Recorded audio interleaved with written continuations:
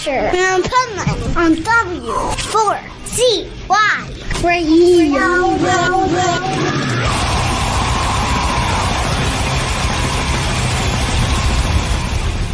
Wake up, America! It's time for the Adventures of Pipeman on W4CY.com, West Palm Beach's #1 internet radio station. Here's your host, the Pipeman. Perfect picture painted on the poster. Everyone should know her. People wanna draw her like a gun inside a holster. Maybe she should show her skin a little closer. Wriggle when I hold ya. This is the Pipeman here on the Adventures of Pipeman W4CY Radio, and I am very excited about our next guest because, man, just released a killer single yesterday, and I love the whole story about it and what he's about. So let's welcome to the show, Kid Bookie. How are you? I'm wonderful, my friend, Mr. Pipeman. How are you? I'm doing great, doing great. I gotta say right off the bat, too, I was laughing because I saw an interview that Rose and you did where you were talking about McDonald's. And I thought that was cool. So McDonald's and recording. So how did this all happen? How did this all start? Tell us the story. I guess it's weird. I'm a big collaborator, and I'm known for sometimes pulling out things out the bag that I guess not many would do, but if they had the position, I always think they should have done it, Yeah. So I guess, I'm making a project. I've got loads of friends on this project, and I guess I'm blessed and fortunate enough to have those types of friends. But I thought I had this idea for a record that I wanted to name genuinely just Rose McGowan. I didn't know Rose at the time. Like I was like, I have this song, I'm putting the name Rose McGowan because, it wasn't just about people making a person's name of the song for any reason or, for buzzwords. We've got so many people that just put a woman's name of a song just to make that shit pop. But I was like, oh God, my bad. I was like, That's our other guy. Stop it. So I was like, sorry. That's all right. That I don't know if it's a he or she, but wants to be on the show is the problem. Yeah, clearly does. But ultimately, it was just getting like, I just wanted to make a song with someone who's like a monolith in this culture and align myself with them on the record if I could. And the alchemy brought it to fruition. So what can you do about the universe and putting out sentiments that come right back to you? I know, man. It's so badass. And what a great song. And see, the song also brings me back to, like decades ago of how music was longer and you kind of went on a journey.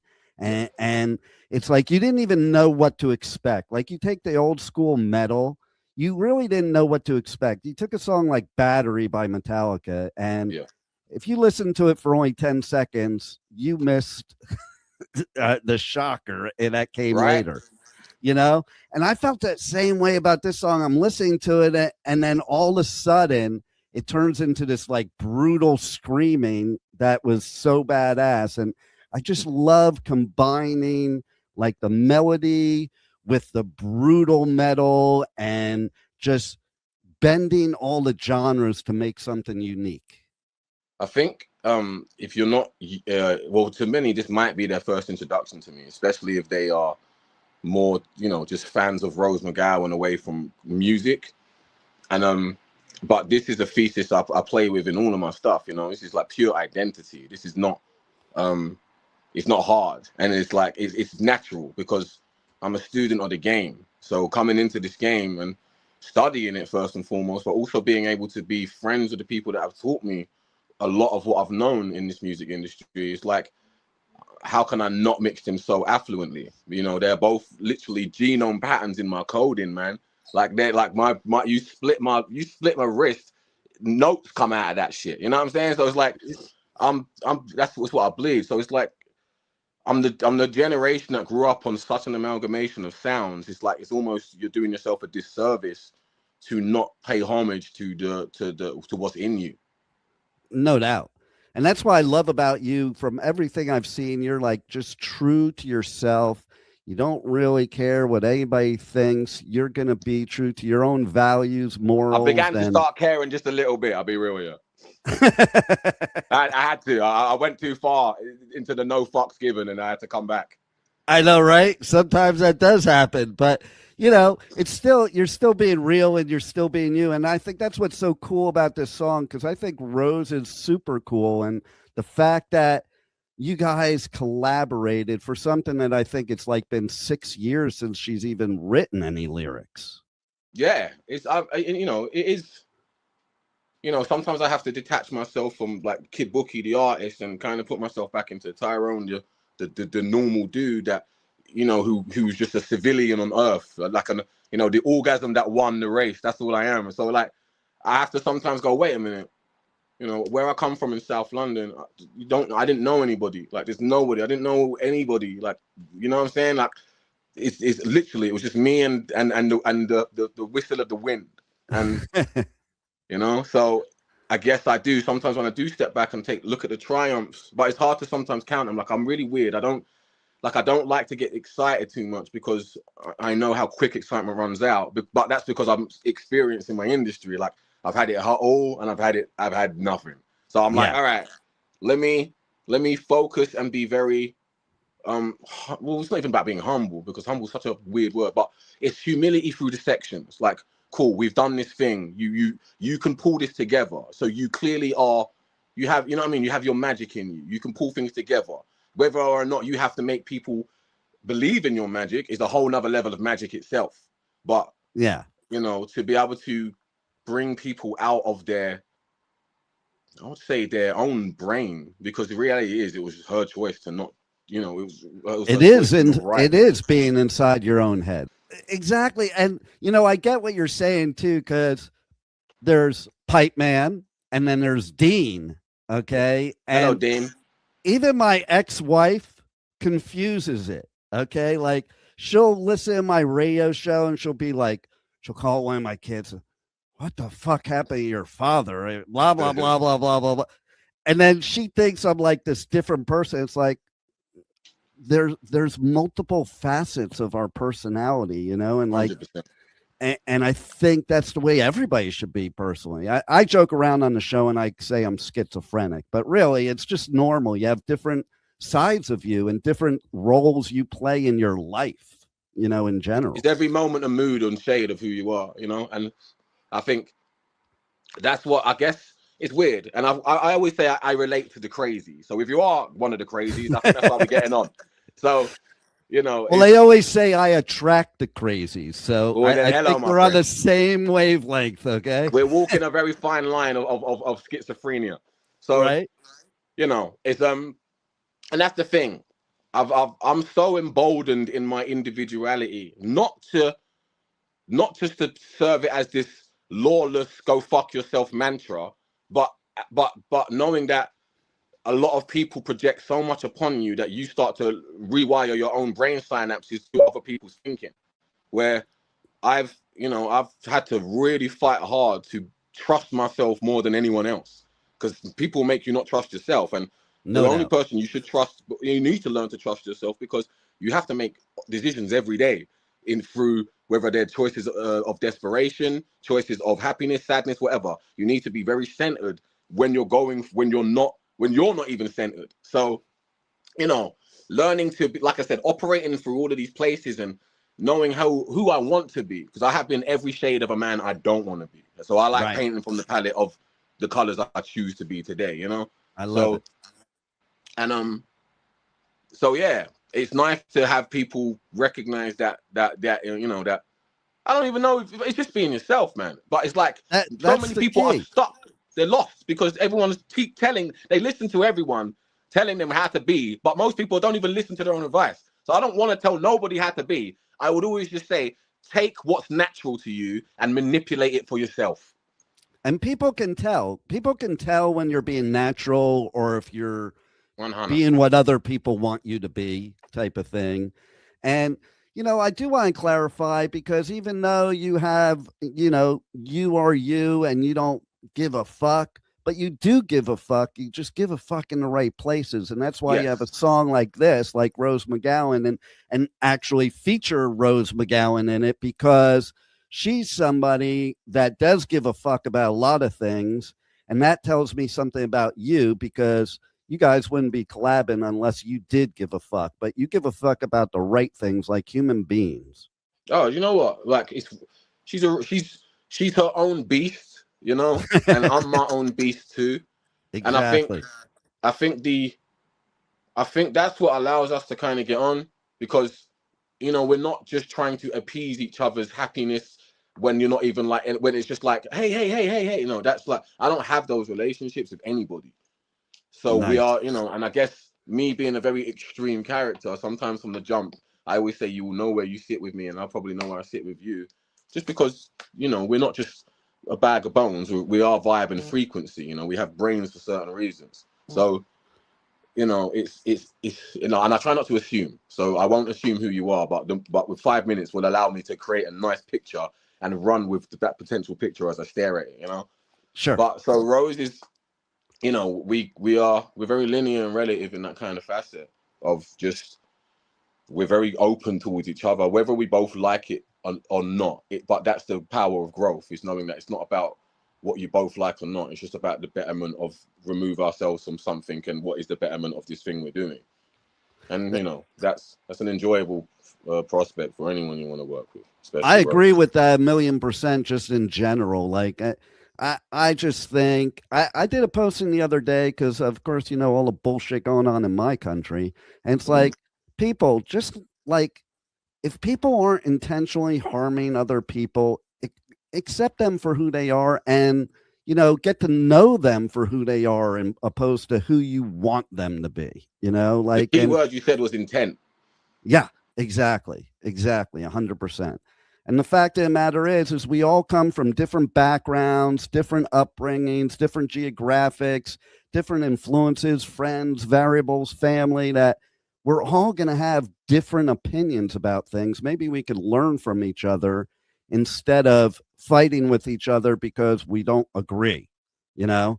And I think people should speak their mind if they have good intentions. Yeah. They should speak their mind, whether you agree with them or not. And that's the thing. I think everyone likes to know it all, right? So no one's got room to learn anything, because people think they're operating from their level of understanding and their place of thinking, that sometimes, depending on how you think, might put a guard up to you thinking how you absorb other people's thinking.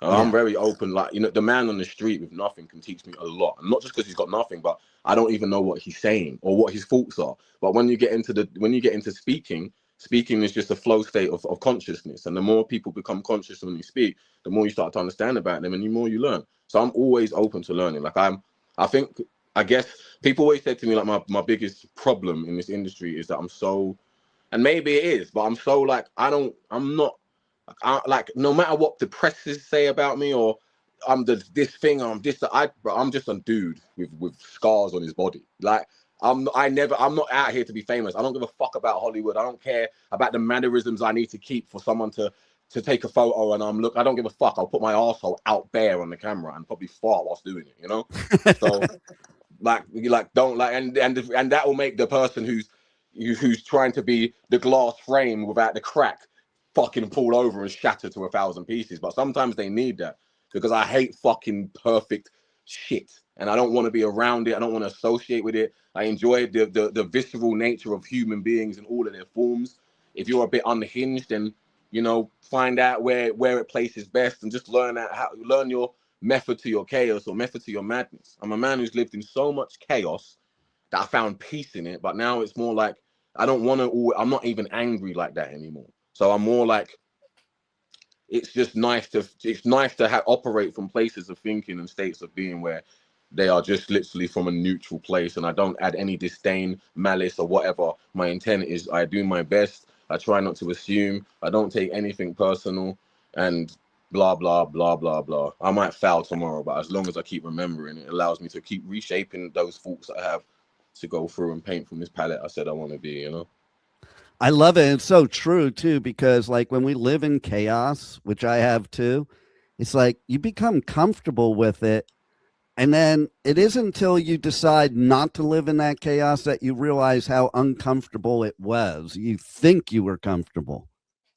Yeah. Oh my God. Yes. Yeah.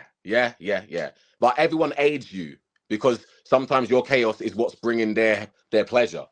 Because they don't want you to change. They don't want. No. I know people in my life when I've made changes that were better for me, they didn't like it because it wasn't better for them.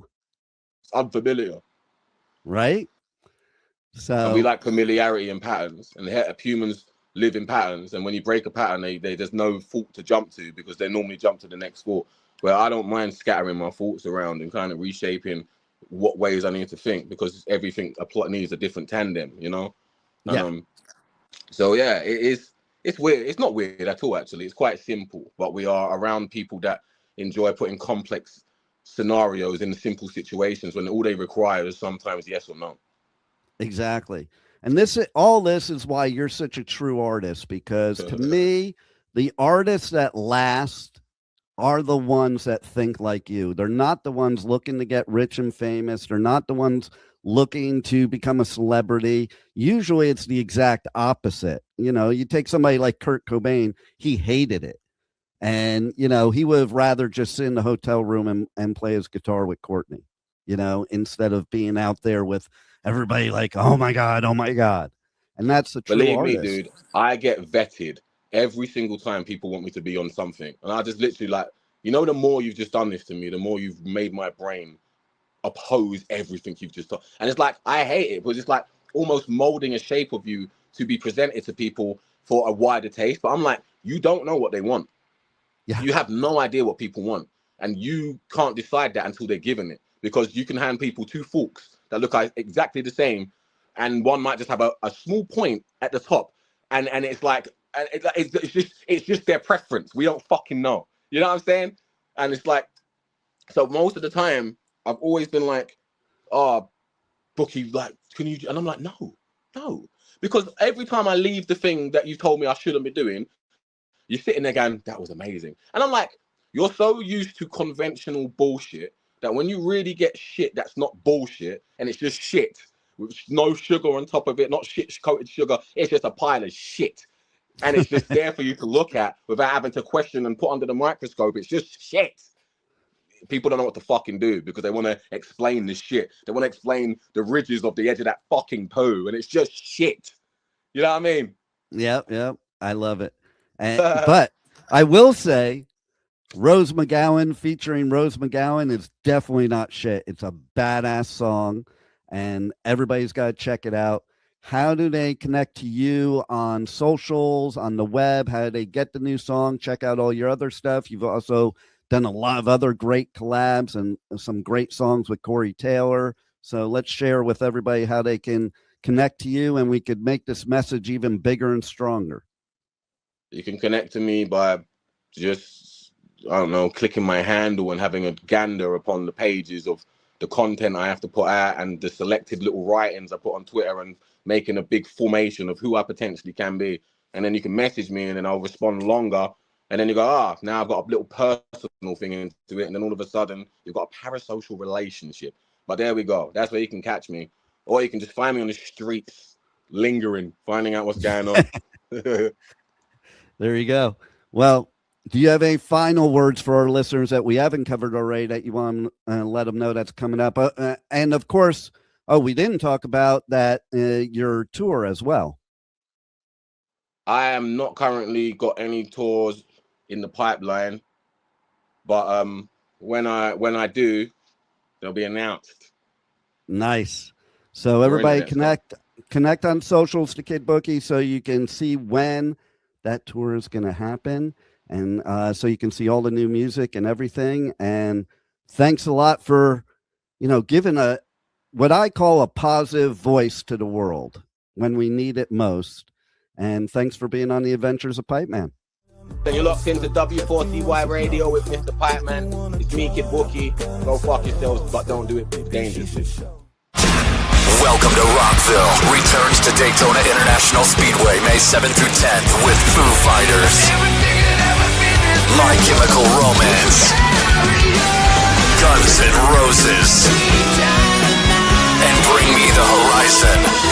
Turnstile, Five Finger Death Punch, The Offspring, Breaking Benjamin, A Day to Remember, Godsmack, and so many more. Welcome to Rockville, May 7th through 10th. Passes on sale now for as low as $1 down at welcometorockville.com. The Sonic Temple Art and Music Festival returns May 14th through 17th with My Chemical Romance, Tool, Bring Me the Horizon, and Shinedown. Plus, Pierce the Veil, Good Charlotte, The Offspring, Sublime, Godsmack, Breaking Benjamin, Marilyn Manson, and so many more. Sonic Temple in Columbus, Ohio, May 14th to 17th. Passes on sale now for as low as $1 down at sonictemplefestival.com. I'm dreaming 94.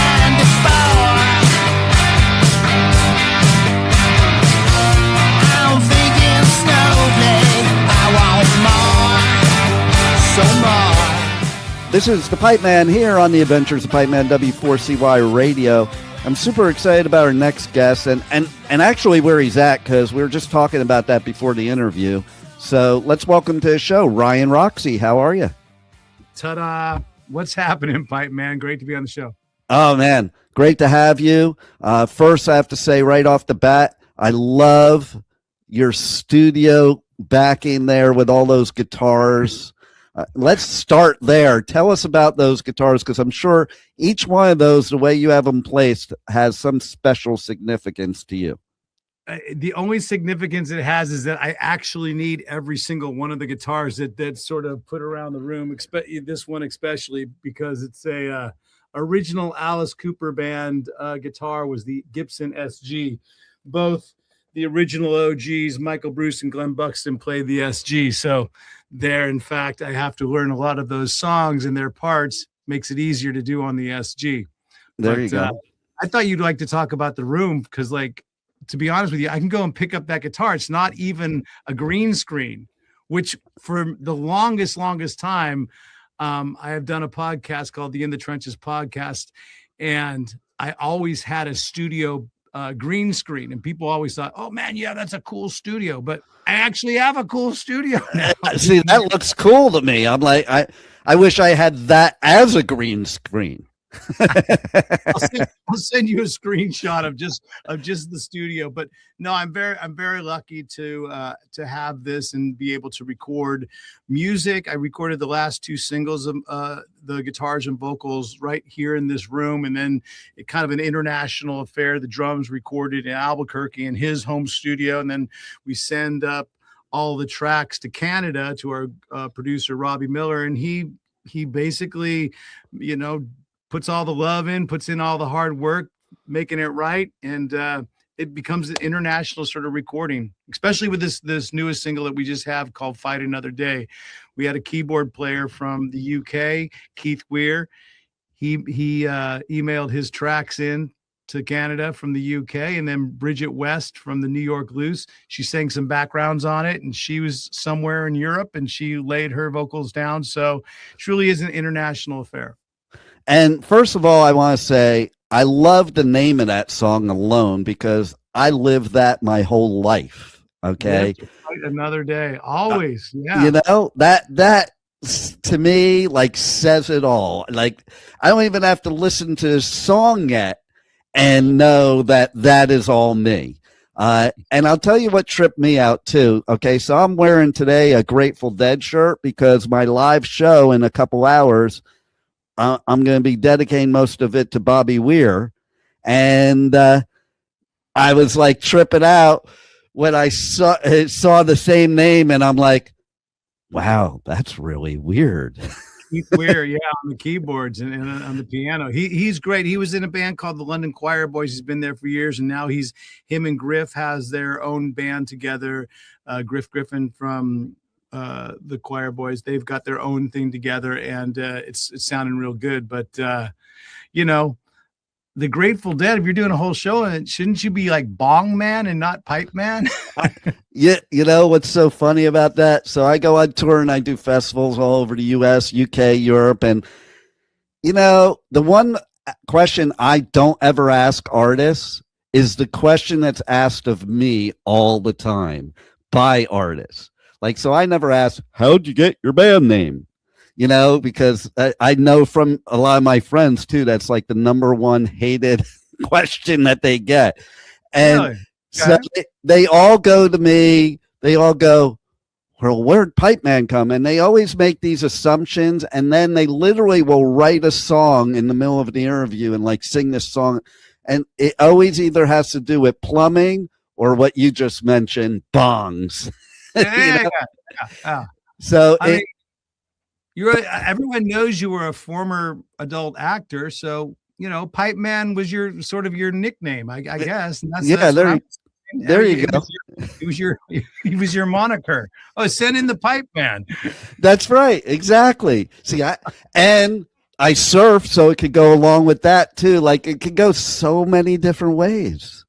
I think that's where it actually came from, you know, because you're in the pipe, you're in, you know, or skateboarder. I'm a skateboarder too. But guess what? My last name. Yep. My last name is Piper. That's where it came from. It's as simple as that. And that's what I find if people ask how people got their band names, because usually there's not some big story behind it. It's some simple thing, or like, hey, we were just hanging out, we were stoned, and the name sounded good. Well, yeah, Roxie 77, which is the name of my solo band, that is pretty obvious, is my last name. Roxie 77 made sense. The band before that, that I had a kind of my solo band, but I put a band name to it, was Dad's Porno Mag, DPM, with the great Mike Fasano on the drums and Will Efforts on the bass. But that was Dad's Porno Mag, and that's, again, pretty self-explanatory. The first time you found out about sex, first time you maybe saw another person of the opposite sex with no clothes on, was probably your dad's porno mag, at least from my generation. You know, now and that's true. It is true. It is true. And as somebody that used to hang out at the Rainbow with Lemmy and Ron Jeremy, it is true. Talk about a pipe man. There you go. I know, right? Pipe man. And I want to know too, like, so I heard that Alice Cooper is like one of the greatest to work with, you know, and encourages stuff like you're doing now, doing your own thing, doing your own creativity, having your own projects.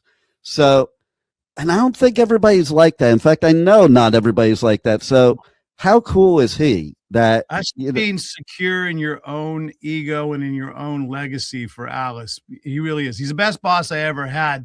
And trust me, I've worked a lot of fast food restaurants. So I figure he is the best as far as letting you shine, because of that sort of being relaxed in his own legacy and stardom and household name status. When you play a guitar solo, he wants you up in front and center. He doesn't want you sitting in the back, sort of, you know, pulling a Jeff Beck and putting your back to the audience or anything like that. No, he wants you, boom, up in the center, in the spotlight. And I really appreciate that about him, because he's always supported us, everybody that's in the band, with our solo projects. And you know what? If I can just get him to listen to the new single, I think he'll really like it. There you go. Well, let's do that. And, you know, it's funny because it's true, because like I'm friends with Nita, and I just thought it was very cool. You know, she went and did something else for a little while, but then she was just welcomed back with open arms when she realized it was time to come back to Alice. Yeah, she did her version of Tal Bachman of what I did. If anyone knows that name, if you know, you know. But I was in a band during the Alice years, between tours and stuff.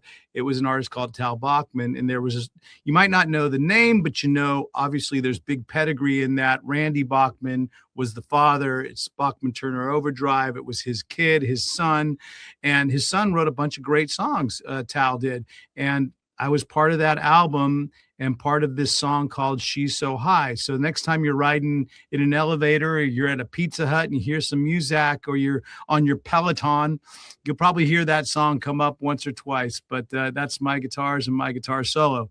But nice. That being said, that did not pan out into the world of getting up into the front of the stage and being able to solo your ass off. So when I realized that that was sort of the writing on the wall, I'm very happy that Alice did ask me back, and we were able to get back on stage together and rock as a unit as we have for the last, when did I get back in the band?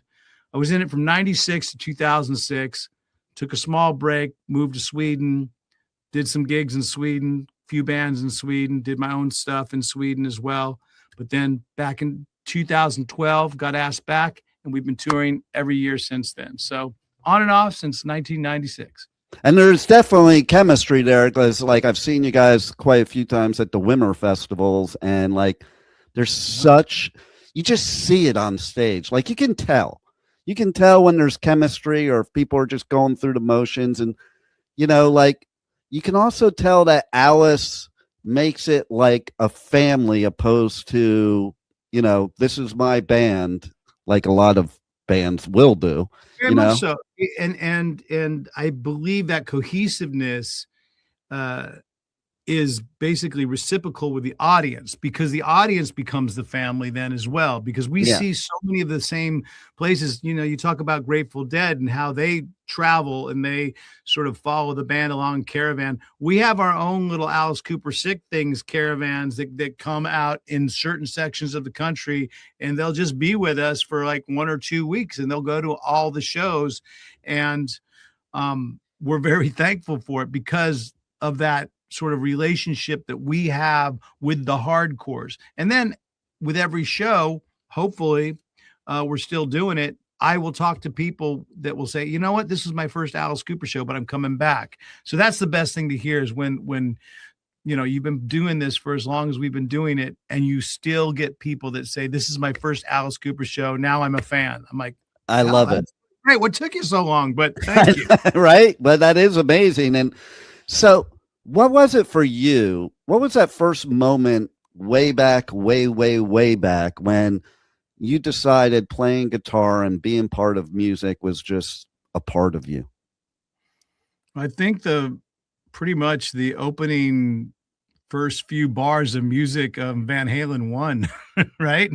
Because when Van Halen, and again, I grew up in the Bay Area, so I was very lucky to be born and raised by that much of a spectrum of music. There was funk, there was disco, there was punk rock, there was metal, there was classic rock. And I grew up in a very cool time, you know, going to concerts in the late 70s. One of my first concerts I ever went to was the Jackson 5 at Oakland Coliseum. Wow. And then my second concert was right across the street at the that was the Oakland Arena, Jackson 5. And then across the street was the Oakland Coliseum. I went to Day on the Green with Journey and Black Sabbath with Ronnie James Dio, the late great Ronnie James Dio, on lead vocals, and Journey headlining the gig. It was, I mean, like, I was very lucky. But then those guitar heroes that came out, man, Edward Van Halen, he just kind of made you listen and go, how is that done? Right. And how can I do it? How can I catch in on that? Like, one of the first songs I ever learned on guitar was Ain't Talking About Love. Wow, and Heaven and Hell. My first 3 songs were not Smoke on the Water. They were Ain't Talking About Love, Heaven and Hell, and 25 or 64 by Chicago. Oh, wow. That's a good one. Well, which later became that Green Day song. I love it. Right. But then it was like, my first was Smoke on the Water, just like everybody else. I'm one of you. Smoke on the Water. But I think the second was Your Mama Don't Dance, Daddy Don't Rock and Roll. Not the Poison version. No. It was Kenny Loggins. The real version. Yeah, Loggins and Messina. And then I think my third might have been, it's a toss-up between Jumpin' Jack Flash by the Stones, or it was Do You Feel Like We Do by Peter Frampton, who, again, is another one of my guitar heroes that, again, I would stare at that album. And I know that album came out before Van Halen, so I might have to switch my story around a little bit, but never let the truth get in the way of a good story. So we'll stick with Van Halen. I know, right? Frampton Comes Alive. Come on, man. That was a game changer as well. So speaking of Van Halen, I'll just tell you, just because it's funny, my favorite, I think one of my favorite memories, and of thousands and thousands of shows in my lifetime, was 1983, the US Festival in San Bernardino. Oh, yeah. Van Halen was headlining Heavy Metal Day, Yep. and they did start Ain't Talking About Love. There's 300,000 people there, and Eddie's looking over at Dave because he ain't singing. And then Dave just goes into the mic and he goes, I fucking forgot the words. And the whole place roared like that was the best thing that ever happened, except one dude who heckled him. And he turned to that dude and he's like, I will fuck your girlfriend. And like, I'm just thinking, that's live music.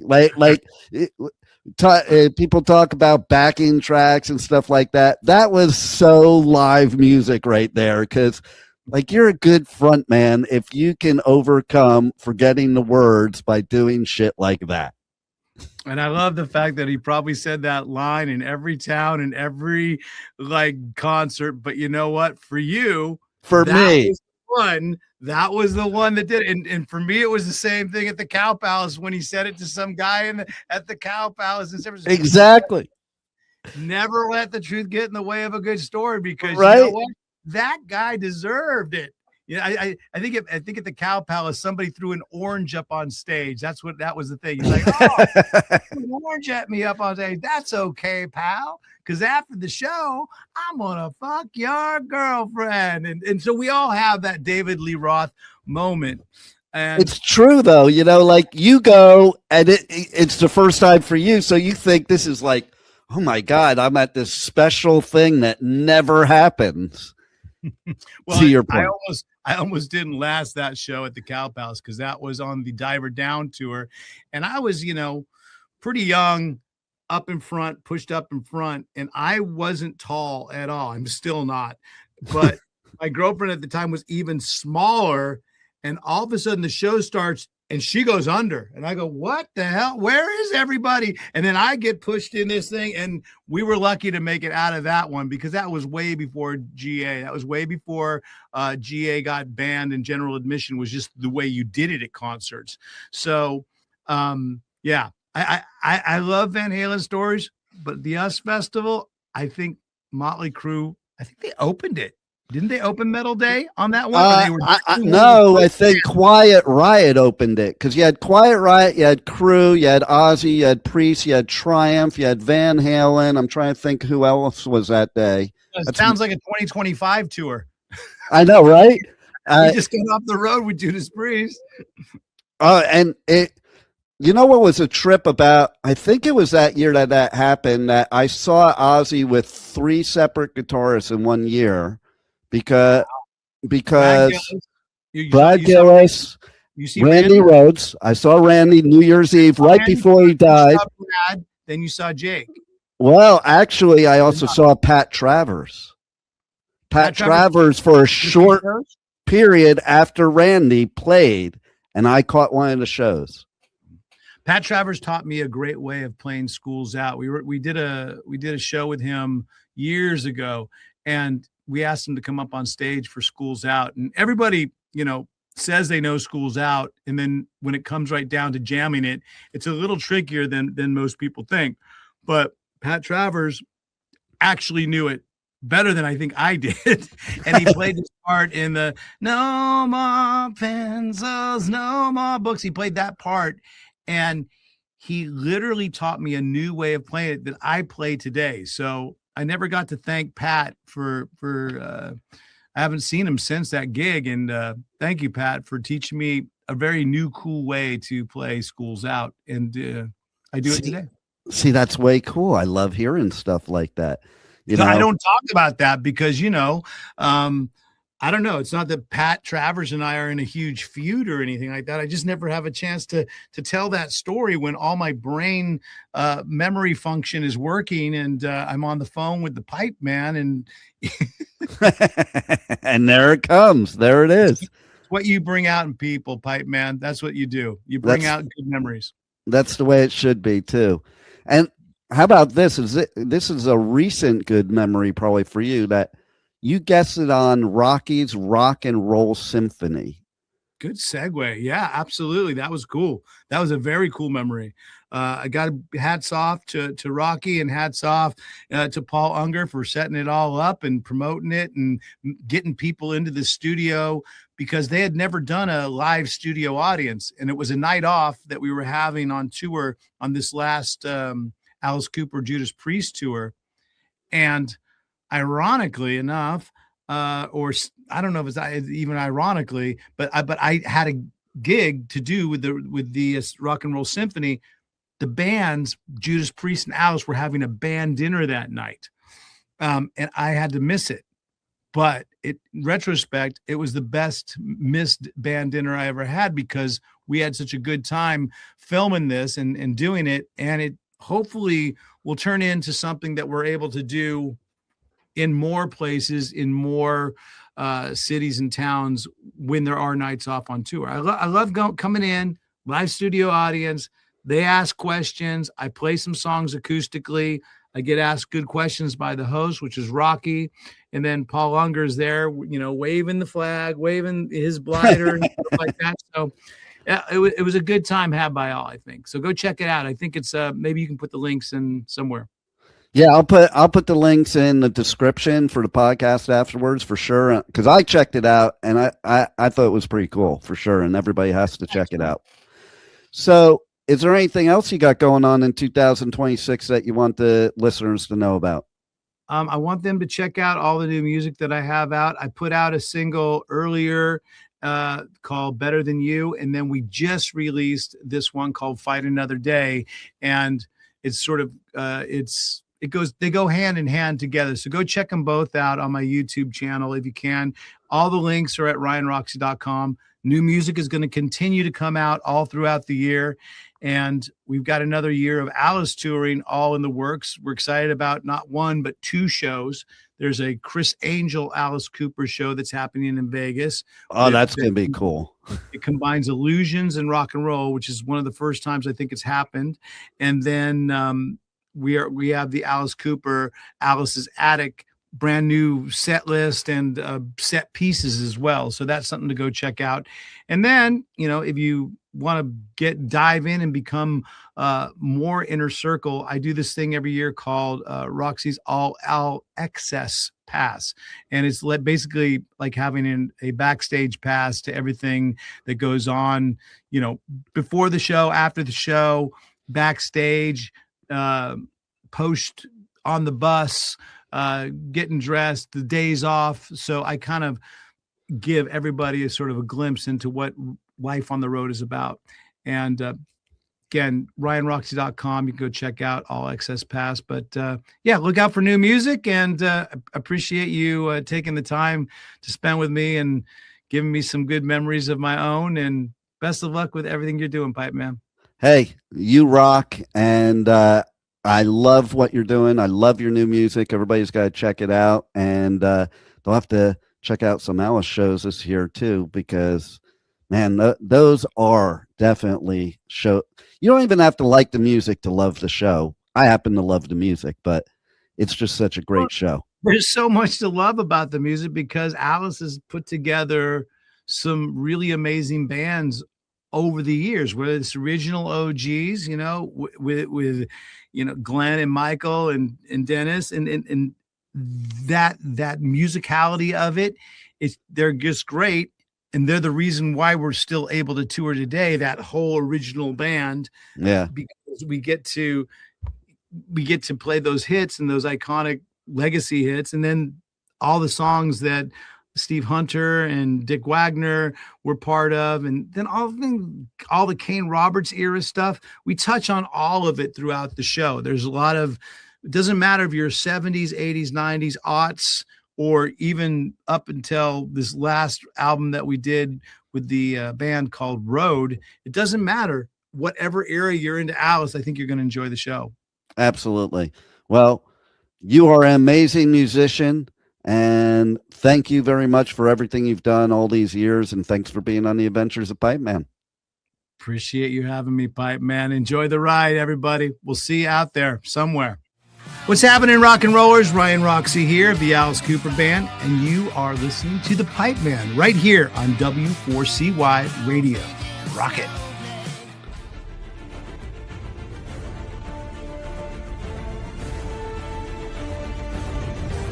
Thank you for listening to the Adventures of Pipeman on W4CY Radio.